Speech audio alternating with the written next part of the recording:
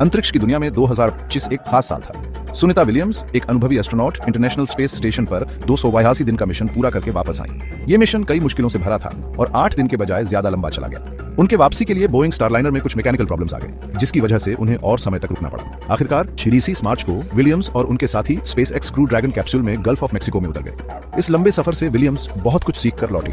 उन्हें सिर्फ technical challenges ही नहीं बल्कि पर्सनल चैलेंजेस का भी सामना करना पड़ा, जिसने उनकी सहन शक्ति की परीक्षा ली। अंतरिक्ष का विशालता, धरती से दूरी और हमेशा मौजूद खतरे ने उनके हौसले को आजमाया।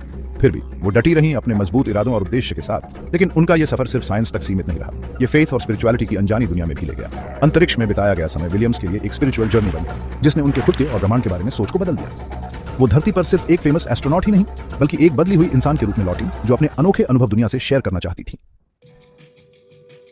अंतरिक्ष यात्रा के लिए शरीर और दिमाग का स्वस्थ होना बहुत जरूरी है।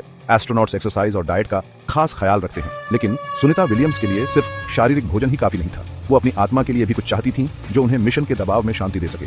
और इसका जवाब उन्हें एक अनोखी जगह से मिला। हिंदुओं का त्योहार चैत्र नवरात्रि। 9 दिन के उपवास और पूजा से प्रेरित होकर विलियम्स ने एक अलग तरीका अपनाया। वो कम खाना खाने लगी, सिर्फ फल, सब्जियां और पानी। उन्हें लगा कि इससे न सिर्फ उनका शरीर स्वस्थ रहा बल्कि उन्हें अंदरूनी शांति भी मिली।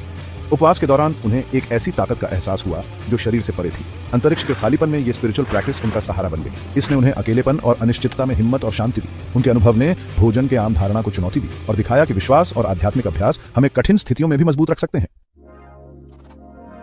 अंतरिक्ष के अकेलेपन ने विलियम्स को खुद के बारे में सोचने का मौका दिया। वो धार्मिक ग्रंथों की तरफ आकर्षित हुई और उनमें ज्ञान और शांति ढूंढने लगी। उन्होंने बाइबल, रामायण और भगवद गीता पढ़ी। हर किताब ने इंसान और ब्रह्मांड में उसकी जगह के बारे में एक नया नजरिया दिया। उन्हें हैरानी हुई जब उन्होंने इन पुराने उपदेशों और आधुनिक विज्ञान में समानताएं देखी। भ्रूण विकास, गहरे समुद्र और अंतरिक्ष की घटनाओं के बारे में लिखी बातें उनके साइंटिफिक नॉलेज से मेल खाती थी। ऐसा लगता था कि इन ग्रंथों में गहरा ज्ञान छुपा है, एक ऐसा कॉस्मिक विजडम जो समय और संस्कृति से परे है। इस अनुभव ने उनके अंदर एक जोश जगाया और वो ये गहरी बातें दुनिया से शेयर करना चाहती थी। विलियम्स धरती पर एक नए उद्देश्य के साथ लौटी। वो विज्ञान और अध्यात्म के बीच के फासले को कम करना चाहती थी और इन दोनों के बीच के संबंध को खोजना चाहती थी। उनके अनुभवों ने विज्ञान की सीमाओं को चुनौती दी और ये बताया कि शायद ब्रह्मांड हमारी सोच से कहीं ज्यादा रहस्यमयी और जुड़ा हुआ है। विलियम्स के सफर का सबसे हैरान कर देने वाला पहलू रहस्यमयी घटनाएं थीं।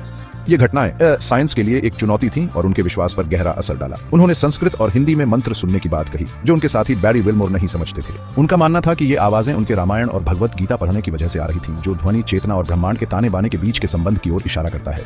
और भी हैरान करने वाली चीजें उन्होंने देखी। विलियम्स ने छोटी गोल रोशनियों को मीटेरॉइड्स को रोकते और नष्ट करते देखा। उन्होंने इससे ईश्वरीय हस्तक्षेप माना, एक ऐसा सिस्टम जो ISS की रक्षा करता है। यह अनुभव साइंस के लिए समझना मुश्किल है, लेकिन ये बताते हैं कि ब्रह्मांड हमारी सोच से कहीं ज्यादा रहस्यमयी और अद्भुत है। वापस आने पर विलियम्स ने अपने अनुभव इलॉन मस्क को बताया।